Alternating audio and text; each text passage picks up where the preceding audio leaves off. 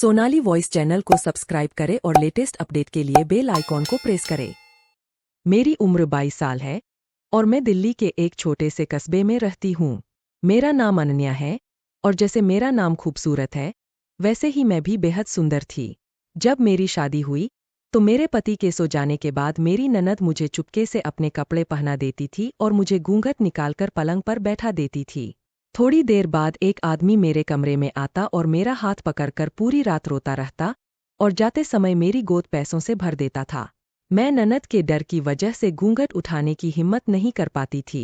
एक रात मैंने चुपके से ननद के दुपट्टे में छेद कर दिया और जैसे ही रात को वह आदमी मेरे कमरे में आया, मैंने उस छेद से उसे देखा तो मेरे पैरों तले जमीन खिसक गई।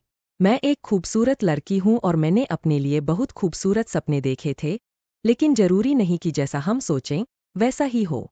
हम कुछ सोचते हैं और होता कुछ और ही है। मेरे साथ भी ऐसा ही हुआ। मेरी किस्मत उतनी खूबसूरत नहीं थी जितनी मैं खुद थी। मेरी शादी एक बेहद बदसूरत इंसान से हो गई। वह सिर्फ बदसूरत ही नहीं था, बल्कि उनका परिवार भी कस्बे में बदनाम था। उनके माँ बाप नहीं थे, घर में सिर्फ वह, उनकी बहन और एक बूढ़ा चाचा रहते थे। लोग कहते थे कि इन लोगों में जरूर कुछ गड़बड़ है, मगर फिर भी मेरी माँ ने मेरी शादी इस घर में करा दी।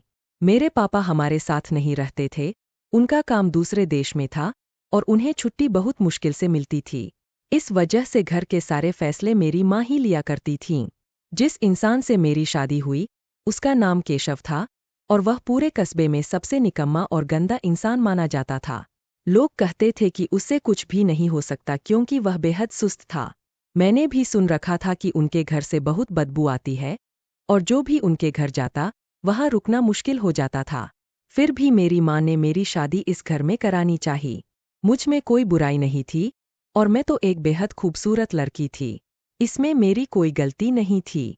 अगर मैं तलाकशुदा होती तो मजबूरी में ऐसे घर में शादी करने की बात समझ में आती, लेकिन मेरे साथ तो ऐसी कोई परेशानी भी नहीं थी। मैं और लड़कियों से ज्यादा खूबसूरत और पढ़ी लिखी थी, जबकि हमारे परिवार में लड़कियों को 5वीं कक्षा के बाद पढ़ाया नहीं जाता था।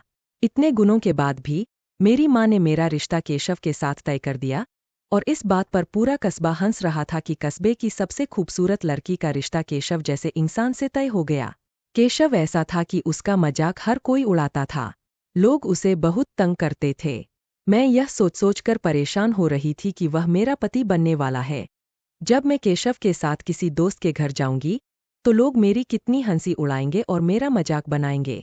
मैंने अपनी माँ से कई बार झगड़ा किया और साफ कह दिया कि मैं शादी बिल्कुल नहीं करना चाहती हूँ। मेरी माँ ने मुझ पर थप्पड़ भी मारे, जबकि उन्होंने बचपन से मुझे कभी नहीं मारा था। लेकिन जब किस्मत ही साथ ना दे तो किसी से क्या शिकायत करनी। अंत में मेरी शादी केशव से हो ही गई। शादी के दिन पापा आए, लेकिन तब तक मेरी शादी हो चुकी थी। मैं दुल्हन बनी अपने कमरे में बैठी थी और सच में उनके घर से एक बहुत गंदी बदबू आ रही थी, लेकिन मैं वहां से कहीं जा नहीं सकती थी। मैं बस भगवान से प्रार्थना कर रही थी कि केशव मेरे कमरे में न आए। लेकिन जब दरवाजा खुला तो केशव नहीं, बल्कि उसकी बहन रचना अंदर आई। वह 42 साल की थी और अब तक शादीशुदा नहीं थी। उसने आते ही मेरे हाथ पकड़ लिए और जोर जोर से रोने लगी। मैं हैरान थी कि वह ऐसा क्यों कर रही थी। उसने कहा कि वह बहुत मुश्किल में है और उसे मेरी मदद चाहिए। मैंने उससे पूछा कि उसे कैसी मदद चाहिए और वह मुझसे इस समय मदद क्यों मांग रही है, जबकि मुझे खुद उसकी मदद की जरूरत थी। रचना ने मुझसे कहा कि भाभी, मैं बहुत बड़ी मुश्किल में हूँ, जैसा मैं कहूँ वैसा ही करें, उसके बाद मैं आपकी हर बात मानूंगी। उसकी बातों ने मुझे सोचने पर मजबूर कर दिया। मैंने पूछा, तुम मुझसे क्या करवाना चाहती हो? पहले यह बताओ, उसने कहा। मैं सारी बात शुरू से बताऊंगी, पहले आप मुझे बताएं कि मैं इस समय आपके लिए क्या कर सकती हूँ। मैंने उसे साफ कह दिया, अपने भाई को आज कमरे में मत आने देना। मेरे सर में बहुत दर्द है। मेरी इस बात पर उसने मुझे देखा और फिर कहा, ठीक है, दुल्हन वैसे भी शादी के दिन बहुत थक जाती है। उसने न जाने कैसे केशव को कमरे में नहीं आने दिया। मैं आराम से सो गई और सुबह नहा धोकर तैयार हो गई। मेरे मन में यह था कि इस घर की अच्छी तरह से सफाई करूंगी और पता लगाऊंगी कि यह बदबू कहाँ से आ रही है। अगले दिन मैं अपने माँ बाप के घर गई और कुछ समय बाद वापस आकर कमरे की सफाई में लग गई। रचना ने मुझे मना किया कि अभी शादी हुई है तुम कोई काम मत करो। लेकिन मैंने कहा, मैं इस बदबू में नहीं रह सकती। जब मैंने बदबू की बात की तो रचना चुप हो गई। रात को जब केशव सो गया तो मेरी ननद ने कमरे की खिड़की खटखटाई। पहले तो मुझे लगा कि यह आवाज कहाँ से आ रही है, लेकिन जब आवाज बढ़ी तो मैंने खिड़की खोलकर देखा। रचना खड़ी थी। उसने मुझे बाहर आने का इशारा किया। मैं बाहर आई तो उसने कहा, मैंने आपसे एक काम करवाने का वादा किया था और वह काम आज ही करना है। मैंने कहा, क्या काम है? पहले ठीक से समझाओ। मेरे मन में गांव वालों की बातें चल रही थीं, क्योंकि गांव वाले इस भाई बहन को अच्छा नहीं समझते थे। मेरे दिमाग में यही बातें थीं कि यह मुझसे कुछ गलत काम करवाना चाहती है। वह मेरा हाथ पकड़कर अपने कमरे में ले गई और अपनी अलमारी से एक सूट निकालकर मुझे पहनने के लिए कहा। मैंने हैरत से पूछा, मैं तुम्हारे कपड़े क्यों पहनूं? उसने कहा, पहले आप कपड़े पहनिए, फिर सारी बात बताती हूँ। मैंने कहा, पहले सारी बात बताओ, तभी मैं तुम्हारे कपड़े पहनूंगी। वह अचानक जोर जोर से रोने लगी और उसके आंसू देखकर मैं घबरा गई। वह रोते हुए कहने लगी, हम दोनों भाई बहन बहुत छोटे थे जब हमारे माँ बाप हमें छोड़कर चले गए। उस समय हमारे पास खाने को भी कुछ नहीं था। केशव की यह हालत उसी वजह से है। जेब में पैसे नहीं थे, हाथ में कोई हुनर नहीं था, हम करते तो क्या करते? कहते हैं ना कि गरीबी से बड़ी कोई बद्दुआ नहीं होती और भूख से बड़ी कोई बीमारी नहीं होती। हमने कैसे कैसे दिन काटे, यह हम ही जानते हैं। हमारा कोई अपना नहीं था, बस एक चाचा ही था जिसने हमारा साथ दिया। कभी कभी हमें खाने को रोटी मिल जाती थी और कभी कभी 3-4 दिन बाद ही खाना नसीब होता था। ऐसे ही धीरे धीरे घर का सारा सामान बिक गया। जब केशव भाई बड़े हुए तो उन्होंने इधर उधर काम करके जैसे तैसे हमारा घर संभाला। मोहल्ले वाले जो हमारे बारे में बातें करते हैं, वे हमारी पूरी सच्चाई नहीं जानते। हम बहुत गरीब और मजबूर लोग हैं। मैंने सोचा, मुझे कहानी मत सुनाओ, जो काम है वह बताओ। उसने मुझसे कहा, यह आपकी गलती नहीं है, आप भी मुझे गलत समझेंगी, लेकिन गरीबी से तंग आकर मैंने एक बहुत अजीब सा काम किया है।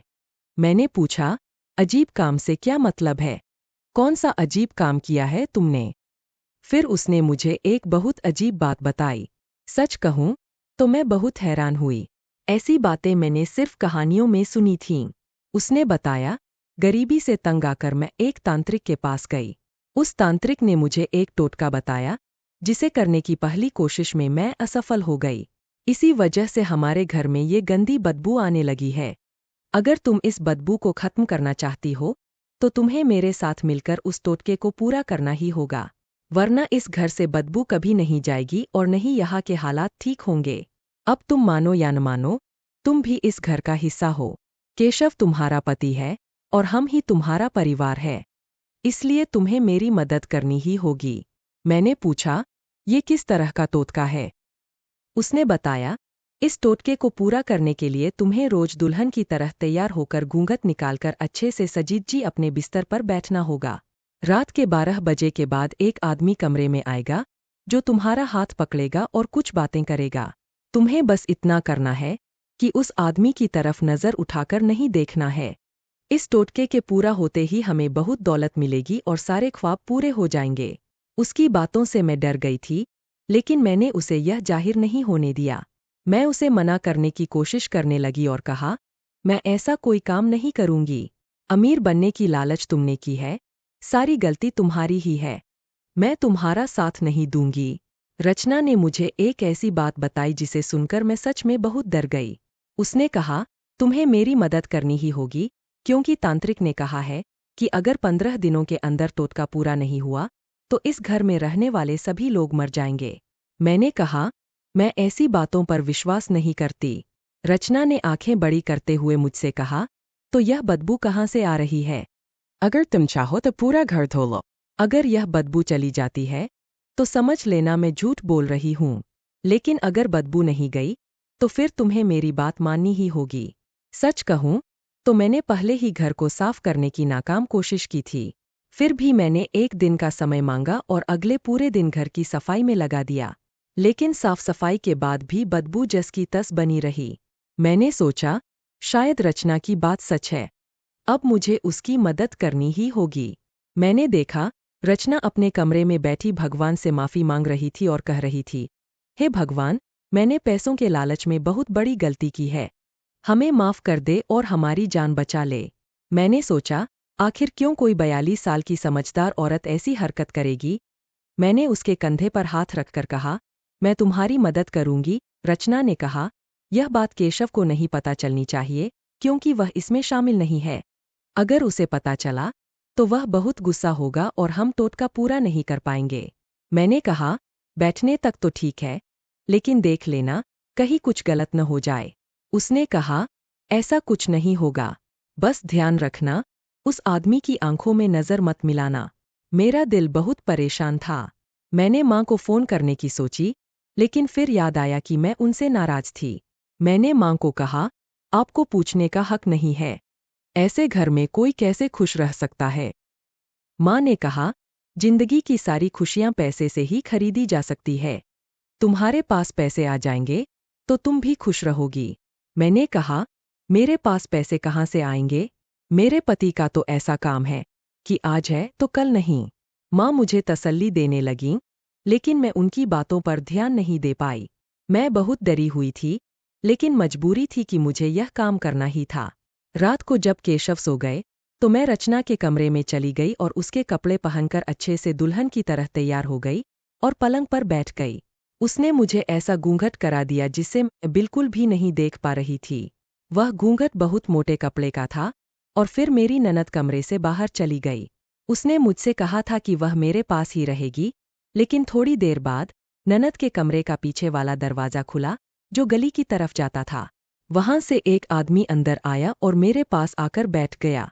मैं बुरी तरह से डरी हुई थी, समझ नहीं आ रहा था कि अब क्या होने वाला है। मेरा पति चाहे जैसा भी हो, लेकिन वह मेरा पति है, और मुझे ऐसा लग रहा था कि मैं उसके साथ धोखा कर रही हूं। उस आदमी ने मेरा हाथ पकड़ा और बच्चों की तरह रोने लगा। वह कुछ बोल नहीं पा रहा था। थोड़ी देर बाद मुझे एहसास हुआ कि वह कुछ बड़बड़ा रहा था, लेकिन उसकी आवाज इतनी धीमी थी कि मुझे कुछ भी समझ नहीं आ रहा था। जब मैंने ध्यान दिया तो वह बोल रहा था, मुझे बचा लो, मैं बहुत परेशान हूं, मेरी परेशानी दूर कर दो। मैं जो चाहता हूं वह मुझे मिल जाए। वह काफी देर तक मेरा हाथ पकड़े बैठा रहा। उस दौरान मेरा दिल बहुत तेजी से धड़क रहा था। थोड़ी देर बाद वह आदमी जैसे आया था वैसे ही चला गया। उसके जाने के बाद जब मैंने घूंघट उठाया और देखा तो मेरी आंखें फटी की फटी रह गईं। मेरी झोली में बहुत सारे नोट पड़े थे। यह वही आदमी रख कर गया होगा। मेरी ननद ने मुझसे कहा, देखो इन पैसों को, इतने पैसे तो हम पूरे महीने मेहनत करके भी नहीं कमा सकते थे। मैंने कहा था ना, सब ठीक हो जाएगा। देखा, कुछ भी नहीं हुआ। हमें बस कुछ दिन और यह काम करना होगा। मैंने भी सहमति जताई और कहा, ठीक है, मैं यह काम करूंगी। अब यह रोज का ही हो गया था। वह आदमी रात को आता और मेरी झोली पैसों से भर देता था, लेकिन वह सारे पैसे मेरी ननद मुझसे ले लेती थी। वह बहुत खुश होती। मैं उससे बार बार पूछती थी, अब तो हमें इस टोटके को करते हुए बहुत दिन हो गए हैं, कब तक हमें यही काम करना होगा? उसने कहा, थोड़े दिन और करना होगा। रोज रोज ऐसा करते करते अब मेरे दिल में शक पैदा होने लगा था कि वह आदमी कौन है। मेरी ननद मुझे रोज एक सूट पहनाती थी, लेकिन मैंने एक दिन अपने दुपट्टे में एक छोटा सा छेद कर दिया ताकि मैं उसके पार से उस आदमी का चेहरा देख सकूं। मैं पलंग पर बैठी थी। वह आदमी आया और मेरा हाथ पकड़कर रोने लगा। मैंने आज हिम्मत करके उसका चेहरा देखने की ठान ली थी, जबकि मेरी ननद ने मुझे ऐसा करने से साफ मना कर दिया था। लेकिन मेरे दिल में पैदा हुए शक ने मुझे मजबूर कर दिया।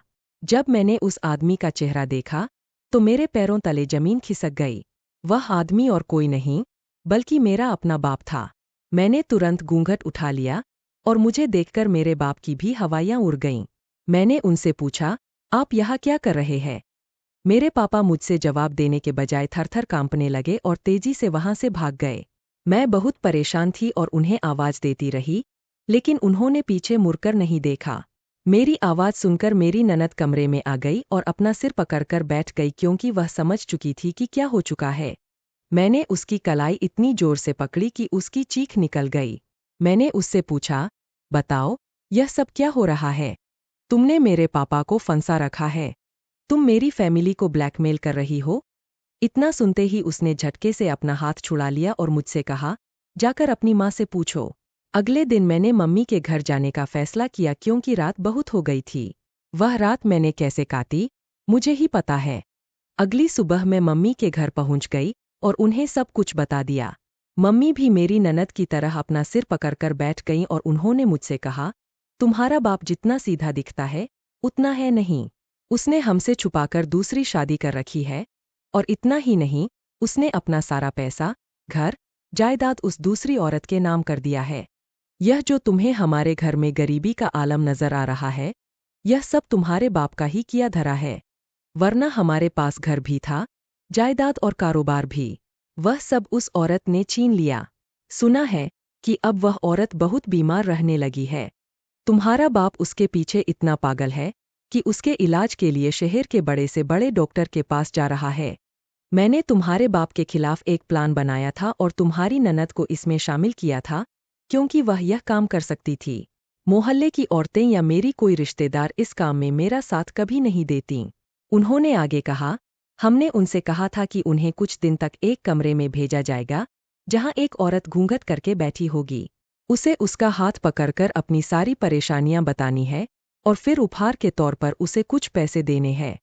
तुम्हारे बाप ने अपना सारा कुछ उस औरत पर लुटा दिया और उस पर हमारा भी कुछ हक है, जो अब हम उससे वापस लेने की कोशिश कर रहे हैं। लेकिन तुम्हारी ननद बहुत चालाक निकली। जब वह मेरी साथी बन गई, तो उसने मुझसे तुम्हारा रिश्ता अपने भाई केशव के लिए मांग लिया। मैं बुरी तरह फंस चुकी थी। अगर मैं उसे इनकार करती, तो वह तुम्हारे बाप को सब बता देती, और ऐसा करने से तुम्हारा बाप मुझे तलाक दे देता। मुझे मजबूर होकर तुम्हारा रिश्ता उसके भाई के साथ करना पड़ा। लेकिन यह कैसे हो सकता है? पापा तो जानते हैं कि मेरी शादी उस घर में हुई है। वह तो मेरी शादी के दिन वहां मौजूद थे। पापा केशव को भी जानते हैं। इसीलिए तो तुम्हें घूंघट करके बैठाया, ताकि वह तुम्हें पहचान ना सके। तुम्हें बैठाने का मकसद यही था क्योंकि हमने तुम्हारे बाप से कहा था कि वहां एक नौजवान लड़की बैठी होगी और तुम्हारी ननद तो जवान नहीं है। तुम्हारा बाप तुम्हारे घर में पीछे वाले दरवाजे से आता है। आज तो तुम्हारे बाप ने तुम्हारा घर भी नहीं देखा है। वह तो आया ही शादी के बाद था। उसको सिर्फ उस औरत की फिक्र है, हमारी नहीं। अगर हम तुम्हें इन बातों की बारीकी बताते भी, तो तुम हमारी मदद को कभी राजी नहीं होती। मैंने अपनी माँ से कहा, मम्मी, आप बिल्कुल ठीक कह रही है। मैं अभी भी आपकी मदद नहीं करूंगी, क्योंकि वह औरत बीमार है और आप उसकी बीमारी का फायदा उठा रही है। मैं पापा को सब कुछ बता दूंगी, लेकिन उस दिन के बाद से पापा मेरे सामने आने से हिचकने लगे। पापा सब कुछ जान चुके थे। 2 दिन बाद पापा घर पर आए। मैं उस दिन घर पर ही थी। वह बहुत उदास लग रहे थे। पापा ने कहा, मेरे पास जो कुछ भी है, वह सब कुछ तुम लोग ले लो, क्योंकि वह औरत, जो उनकी दूसरी बीवी थी, मर चुकी थी। पापा ने अपना सब कुछ हमारे नाम कर दिया, लेकिन उस दिन के बाद से वह हमें छोड़कर कहीं चले गए। उनके पास मोबाइल भी नहीं था और हमें उनका पता भी नहीं था। हम उन्हें कैसे ढूंढते? मेरी मम्मी को घर, दौलत, सब कुछ मिल गया था और उनकी सौतन भी इस दुनिया से जा चुकी थी, लेकिन अपने साथ में उनका सुहाग भी ले गई थी। मैंने इस बात से यही सीखा कि चाहे कुछ भी हो जाए, अपनी जिंदगी के हमसफर के साथ कभी भी धोखा नहीं करना चाहिए। जिसे भगवान ने हमारे लिए चुना है, हमें उसे कबूल कर लेना चाहिए, क्योंकि भगवान का फैसला कभी गलत नहीं हो सकता। मैंने केशव को दिल से कबूल कर लिया और केशव से कहा कि हमें हमारी ननद की भी शादी करवा देनी चाहिए। उनके लिए भी एक अच्छा सा रिश्ता मिल गया और वह भी शादी करके अपने घर की हो गई। इसके बाद मैंने केशव को सबके साथ उठने बैठने, बातचीत करने के तौर तरीके सिखाए और उसे कहा कि वह अपनी पढ़ाई फिर से शुरू करे और साथ ही छोटा मोटा कोई कारोबार करे। ऐसा करने में मुझे बहुत समय लग गया, लेकिन कोशिश करते करते अपनी जिंदगी की गाड़ी पटरी पर ले आई और अब मैं अपनी जिंदगी में बहुत खुश हूँ। दोस्तों, मुझे उम्मीद है कि आपको हमारी कहानी पसंद आई होगी। अगर कहानी अच्छी लगी हो तो वीडियो को लाइक करें, और अगर आप हमारे चैनल पर नए हैं तो सब्सक्राइब करना न भूलें। साथ ही नोटिफिकेशन बेल को भी जरूर दबाएं ताकि आपको अगली अपडेट सबसे पहले मिल सके।